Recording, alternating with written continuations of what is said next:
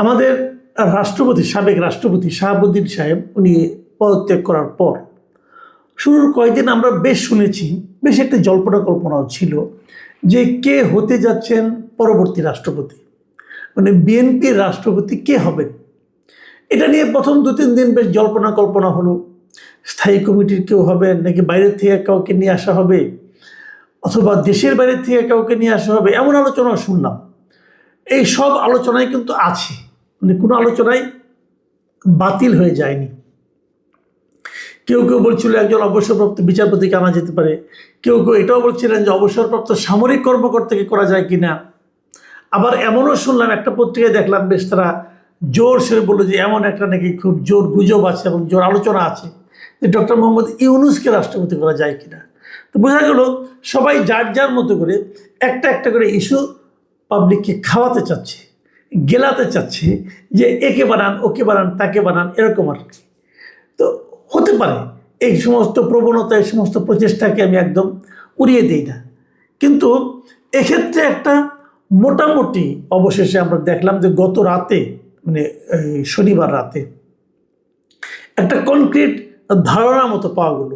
সেই ধারণাটা কি, বিএনপির যে স্থায়ী কমিটি আছে, স্থায়ী কমিটি হচ্ছে বিএনপির সর্বোচ্চ যে কমিটি, সেই স্থায়ী কমিটি একটা মিটিং বসেছিল এবং মিটিংয়ে তারা ঠিক করেছেন যে কাকে রাষ্ট্রপতি বানানো যায়।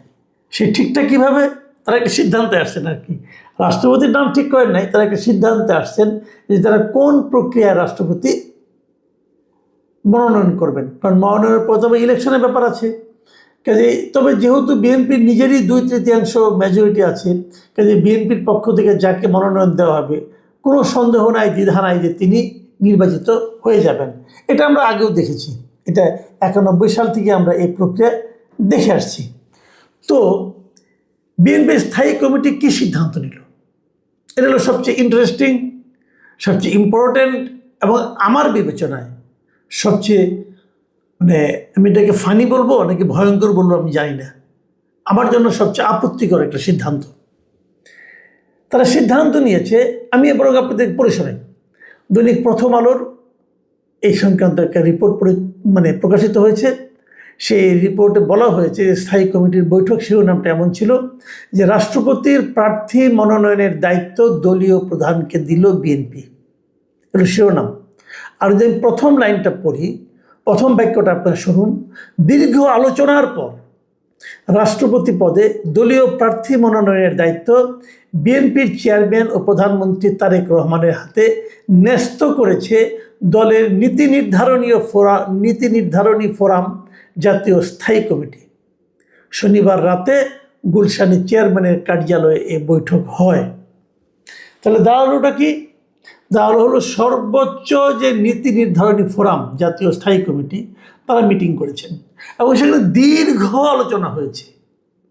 দীর্ঘ আলোচনা হয়ে তারা এমন সিদ্ধান্তে পৌঁছেছেন, সেই সিদ্ধান্ত হলো যে জনাব তারেক রহমান দলের যিনি চেয়ারম্যান এবং একই সঙ্গে যিনি দেশের প্রধানমন্ত্রী, তিনি ঠিক করবেন যে কাকে দলীয় প্রার্থী হিসেবে মনোনয়ন দেওয়া যায়। আমি আগে বলেছি বিএনপি যাকেই মনোনয়ন দিবেন তিনি হবেন রাষ্ট্রপতি। তাহলে রাষ্ট্রপতি কে হবেন না হবেন এই দায়িত্বটা দেওয়া হলো কাকে, একজন ব্যক্তিকে। আমরা এই জিনিস আগেও দেখেছি, এটাতেও তাও একটু তারা ঘুরিয়ে ফিরিয়ে খেয়েছে যে তারা একটা মিটিং করেছে, মিটিং করে একজনকে দায়িত্ব দিয়েছে। শাহাবুদ্দিন সাহেব যখন রাষ্ট্রপতি হলেন তখন কিন্তু কেউ জানতো না কে হবে, মানে তৎকালীন যিনি প্রধানমন্ত্রী আছেন উনি আবার এদের সঙ্গে মিটিং করার কোনো প্রয়োজন মনে করেন নাই। উনি একা নিজের কাছে গোপন রেখেছেন, রেখে উনি শেষ মুহূর্তে ঘোষণা করেছেন অমুক হবে রাষ্ট্রপতি। তার মানে রাষ্ট্রপতি একটা নির্দলীয় পদ, কিন্তু মাথায় রাখবেন এটা একটা নির্দলীয় পদ এবং এই নির্দলীয় ব্যক্তিটি কে হবেন সেটা নির্ভর করছে একজন ব্যক্তির ইচ্ছা অনিচ্ছার উপর। সেই ব্যক্তিটা কে, তারেক রহমান, সেই ব্যক্তিটা কি খালেদা জিয়া, সেই ব্যক্তিটা কি শেখ হাসিনা, সেই ব্যক্তিটা কে, এটা আমার জানার কোনো প্রয়োজন নেই, এর ব্যাপারে আমার কোনো আগ্রহ নেই। কিন্তু বিষয়টা হলো একজন ব্যক্তি, তিনি হয়তো সবচেয়ে ভালো সিদ্ধান্তটাই নেবেন, কিন্তু একজন ব্যক্তি।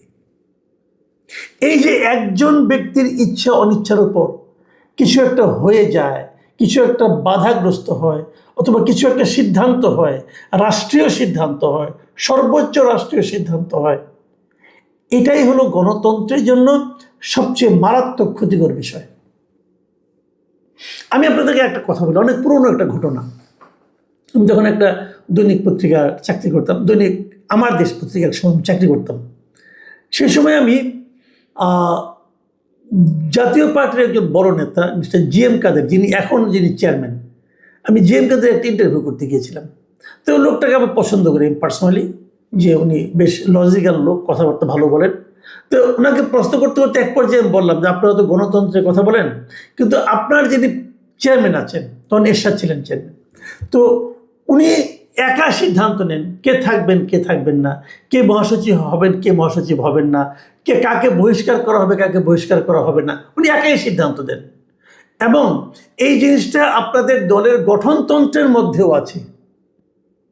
তো গঠনতন্ত্র যদি এমনভাবে হয় যে একজন ব্যক্তি এককভাবে সিদ্ধান্ত দিবেন যে কী হবে কি না হবে, কাকে বাদ দেওয়া হবে কাকে রাখা হবে, কাকে কি পদ দেওয়া হবে, তাহলে এটা কি গণতন্ত্র হলো?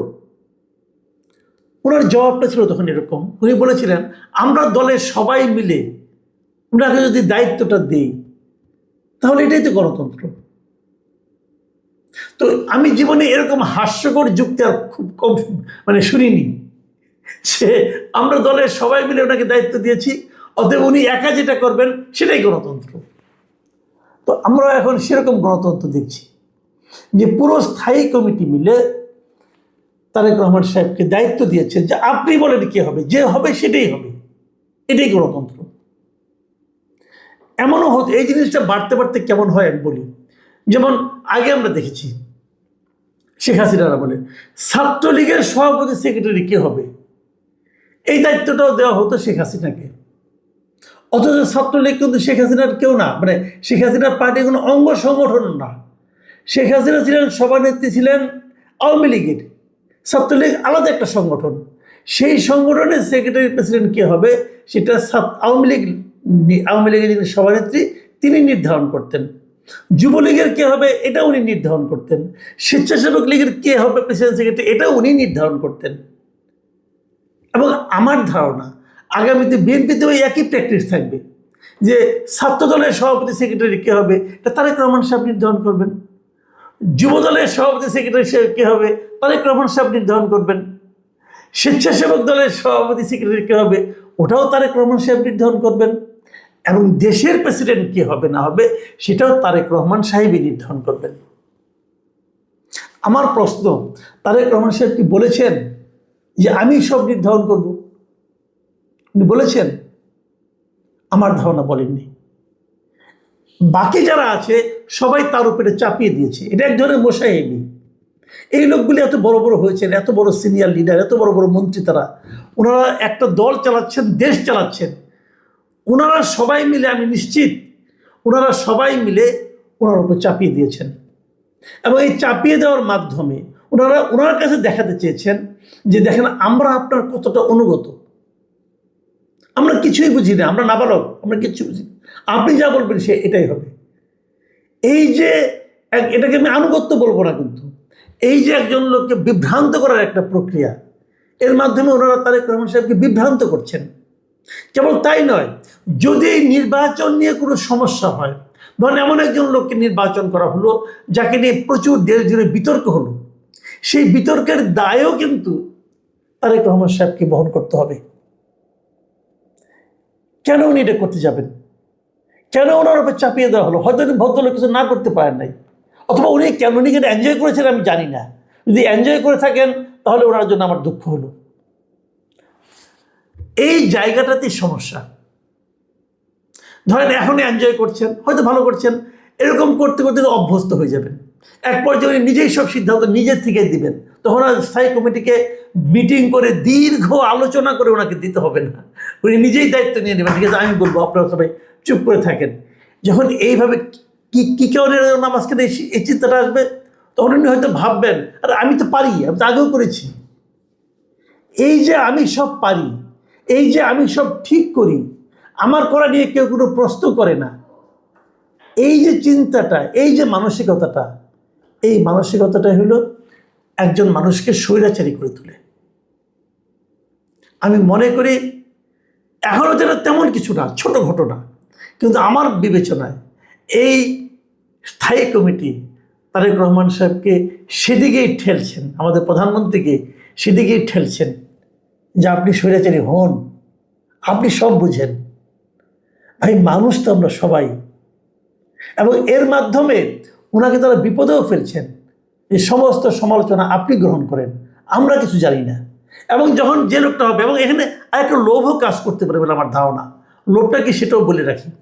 এই যে স্থায়ী কমিটি, অনেকে বলা বলি করছেন যে স্থায়ী কমিটি থেকে হয়তো কাউকে প্রেসিডেন্ট নমিনেট করা হতে পারে।